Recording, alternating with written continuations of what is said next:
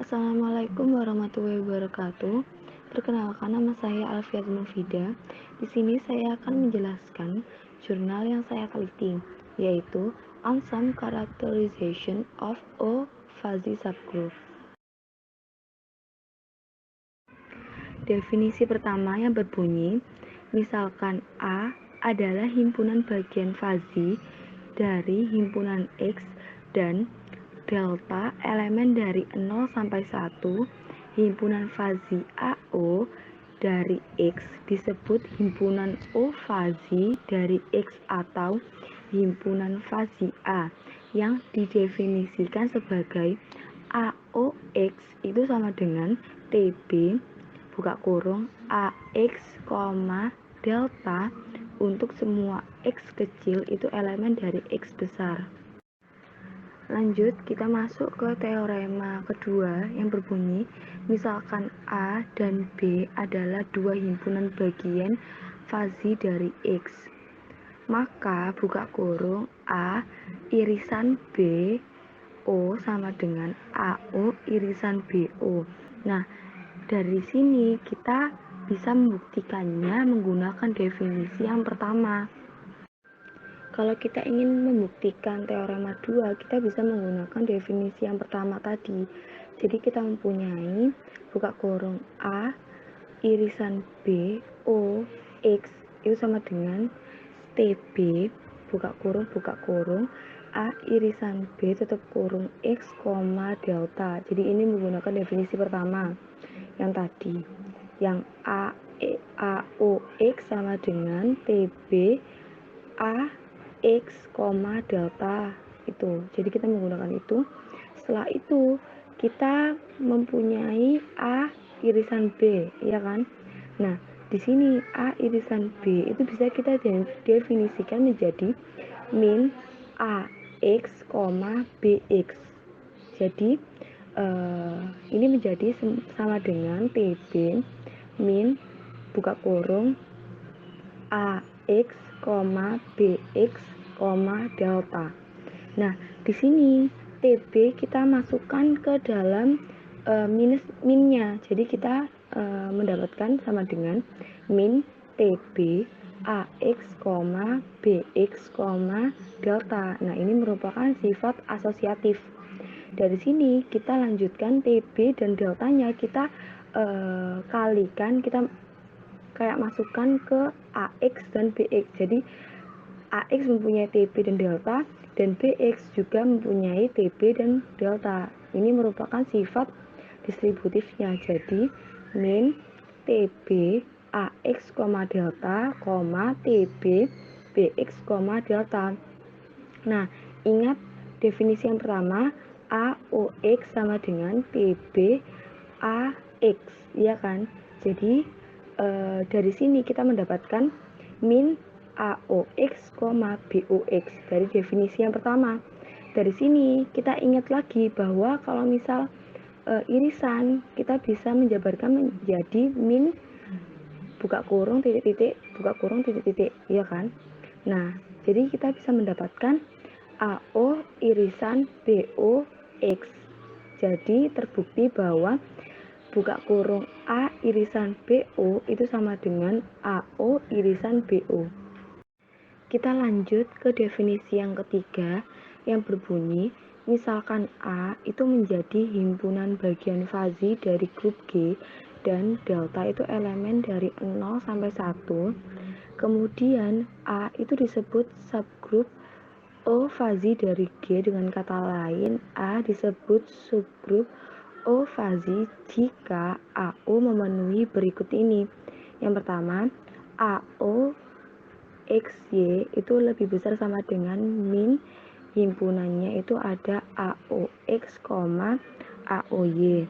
Yang kedua, AO X inverse itu lebih besar sama dengan AOX untuk semua X, Y itu elemen dari G.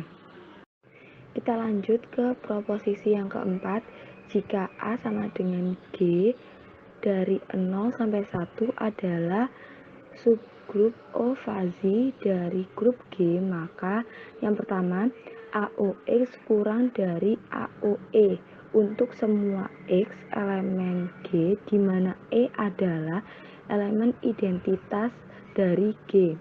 Yang kedua, AO buka kurung X Y inverse sama dengan AOE, di mana itu sama seperti AOX itu sama dengan AOY untuk semua X, Y itu elemen di G. Nah, untuk membuktikan proposisi yang keempat, jadi kita membuktikan bahwa dia merupakan subgrup O fazi dari grup G, ya kan? Maka kita dapat membawa dia ke definisi yang ketiga. Jadi yang pertama kita membuktikan yang pertama dulu, poin pertama yaitu AOX kurang dari AOE, ya. Kemudian buktinya AOE itu kan sama dengan AOX kali X inverse, ya kan, karena dia merupakan elemen identitas. Nah, dari sini kita langsung bawa ke definisi yang ketiga. Kita pakai definisi yang ketiga titik 1. Jadi kita mendapatkan lebih dari sama dengan min dengan elemen AOX, AOX inverse, ya kan? Nah, kemudian kita lihat, perhatikan bahwa AOX inverse itu bisa kita masukkan ke definisi 3.2, yaitu AOX inverse sama lebih besar sama dengan AOX, ya kan? Jadi kita mempunyai lebih besar sama dengan min dengan elemen AOX, AOX. Nah, dari sini kita mendapatkan AOX. Nah, dari sini terbukti bahwa AOX itu kurang dari AOE untuk semua X elemen di G. Nah, kemudian kita lanjut membuktikan poin yang kedua, yaitu AOX dikali Y inverse itu sama dengan AOE.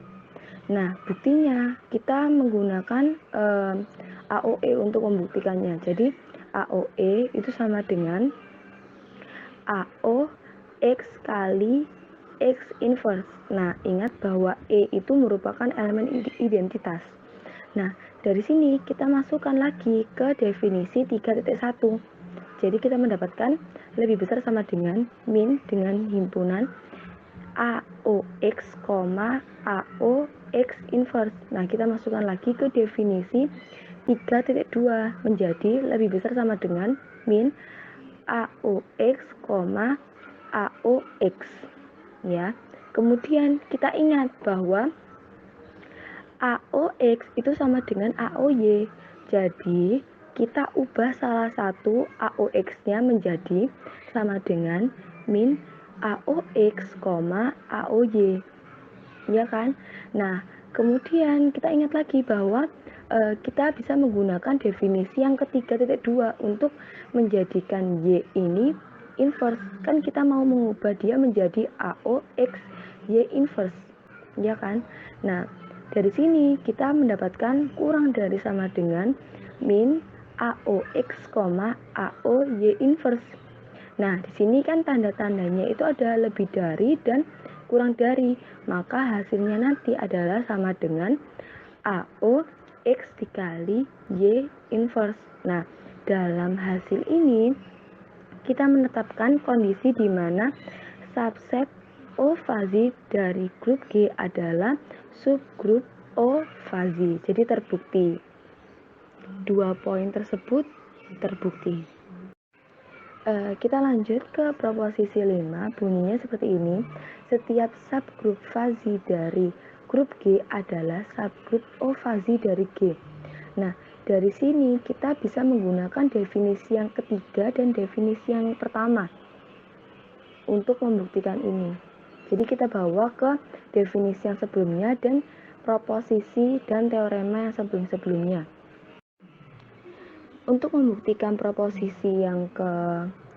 5, kita bisa menggunakan definisi yang ketiga untuk membuktikan bahwa dia merupakan subgrup O fazi dari G. Jadi kita misalkan A adalah subgrup dari G dan misalkan X, Y adalah dua elemen di A. Maka AO X, Y, jadi ini pada definisi 3.1, jadi kita bawa ke definisi itu sama dengan kita bawa lagi ke definisi yang pertama. Jadi TB A buka kurung X kali Y, delta. Nah ini kan merupakan definisi pertama. Terus kita lihat lagi bahwa kita pandang A buka kurung X, Y. Nah di sini kan kita bisa bawa dia ke definisi 3.1. Jadi kita mendapatkan lebih besar sama dengan TB min AX, AY, delta. Nah, setelah itu kita bisa masukkan TB ini ke dalam min ini. Mengapa? Karena TB ini kan sama seperti dikali ini. Jadi kita bisa memasukkan TB ini di dalam min, jadi sama aja nanti hasilnya. Jadi sama dengan min TB buka kurung AX, AY tutup kurung, delta. Nah setelah itu kan AX, AY ini merupakan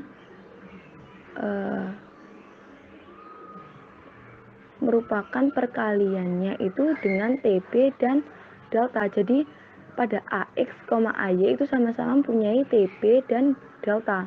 Maka kita bisa menjabarkannya menjadi sama dengan min buka kurung TB AX, delta, TB AY, delta. Jadi agar AX mempunyai TB dan delta dan AY mempunyai TB dan delta. Jadi saya pisahkan seperti itu. Tapi kan dari atas emang sudah ketahuan bahwa AX itu mempunyai TB dan delta dan AY itu juga mempunyai TB dan delta. Tapi di sini saya hanya memisahkan saja. Jadi memisahkan AX sendiri dan AY sendiri. Nah, ini merupakan sifat distributifnya. Setelah itu, kita ingat lagi bahwa TB buka kurung AX, delta itu merupakan definisi yang pertama. Jadi agar dia bisa menjadi AOX. Nah, dari sini kita mendapatkan lebih besar sama dengan min AOX, AOY. Ini definisi pertama. Jadi terbukti kan pada poin yang pertama. Nah, kemudian kita masuk ke poin yang kedua, definisi yang ketiga. Jadi AO X inverse itu sama dengan TB A X inverse, delta. Nah, ini merupakan definisi yang pertama. Jadi kita tetap bawa ke definisi yang pertama. Nah, kita ingat lagi bahwa A X inverse itu lebih besar sama dengan AX pada definisi 3.2. Maka ini menjadi lebih besar sama dengan TB AX, delta. Nah, dari sini kita lihat lagi, ini merupakan definisi pertama.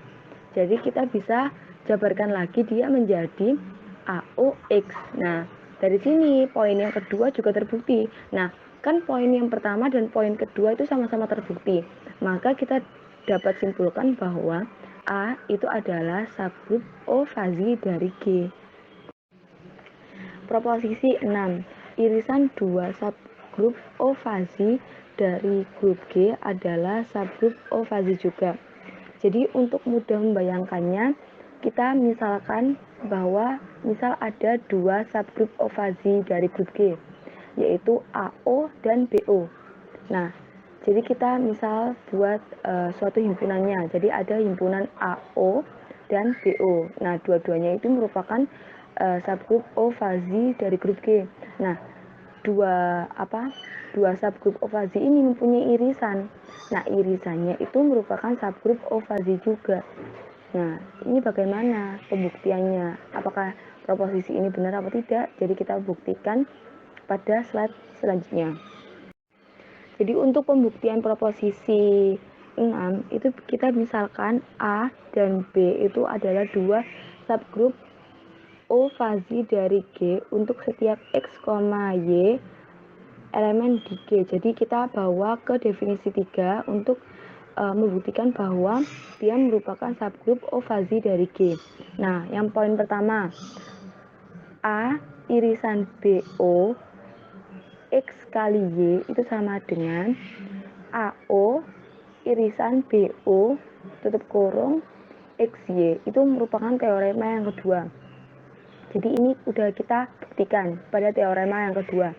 Nah, kemudian ini kan sama seperti kita distributifkan bahwa AO XY irisan BO XY, ya kan?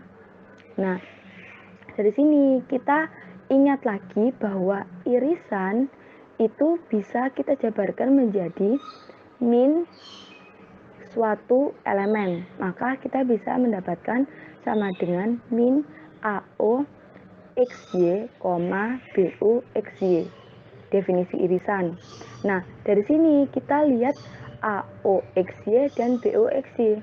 Nah, dari sini kita bisa membawa mereka ini ke definisi 3.1 menjadi lebih besar sama dengan min buka kurung min buka kurung AOX, AOY, min buka kurung BOX, BOY.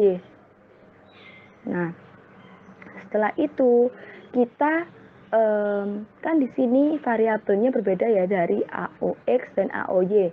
Dia kan berbeda. Nah, bisa kita kelompokkan lagi menjadi, kita kelompokkan variabelnya ya, menjadi min buka kurung min AOX, BOX, min AOY, BOY. Nah, dari sini kan kita ingat lagi kan kalau definisi dari irisan itu sama dengan min dari suatu elemen.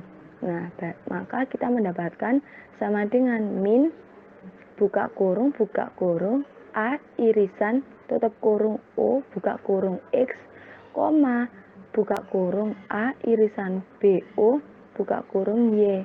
Jadi poin yang pertama terbukti.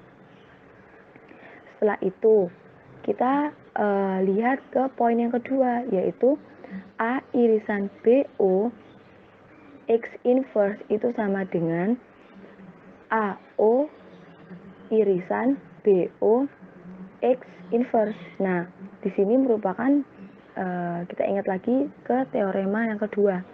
Nah, dari sini kita ingat bahwa definisi irisan bagaimana.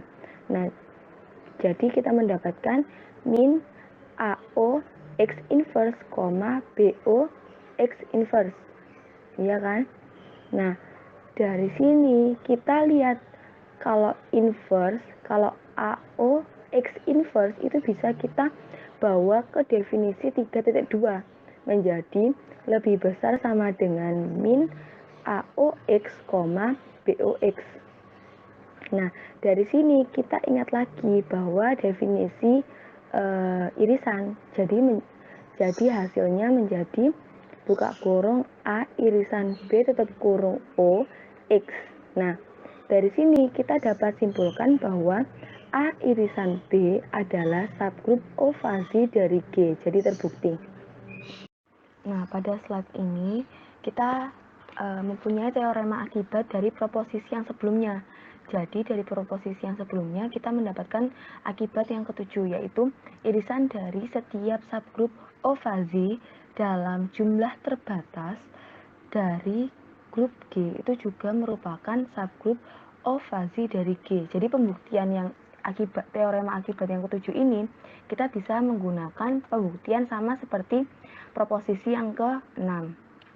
Setelah itu, definisi yang ke-8, misalkan A adalah subgrup O fazi dari grup G dan delta itu elemen dari 0 sampai 1, koset O fazi kanan dari A dalam G itu dilambangkan dengan AOX dan didefinisikan sebagai AOX buka kurung G sama dengan TB buka kurung A buka kurung G X inverse, delta untuk semua X, G itu elemen di G. Nah, demikian pula kita mendefinisikan koset kirinya. O fazi X AO dari G sebagai berikut. Jadi, X AOG itu sama dengan TB buka kurung A buka kurung X inverse G, delta untuk semua X, G itu elemen di G. Nah, dari sini kita mempunyai definisi yang ke-9, yaitu definisi subgrup normal. Misalkan A adalah subgrup O fazi dari grup G dan delta elemen 0 sampai 1. Nah, maka A itu disebut subgrup normal O fazi dari G jika dan hanya jika X AO itu sama dengan AOX untuk semua X elemen di G. Lanjut, kita mempunyai proposisi yang ke-10. Setiap subgrup normal fazi dari grup G adalah subgrup normal O fazi dari G. Nah, proposisi ini bisa kita buktikan dengan definisi yang sebelumnya, yaitu definisi yang ke-8 dan definisi yang ke-9. Untuk pembuktian proposisi yang ke-10, misalkan A adalah subgrup normal fazi dari G, maka dari sini kita munculkan X.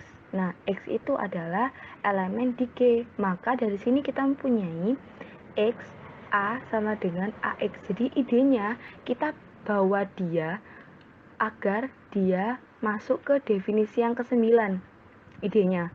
Jadi dari sini kita mempunyai X A buka kurung G sama dengan AX G itu untuk sebarang G elemen G besar. Nah, dari sini kita akan menginverskan kedua ruas. Jadi yang akan kita inverskan yaitu X-nya. Jadi kita mempunyai A buka kurung X inverse G sama dengan A buka kurung G X inverse. Nah, dari sini kita ingat-ingat lagi definisi yang pertama.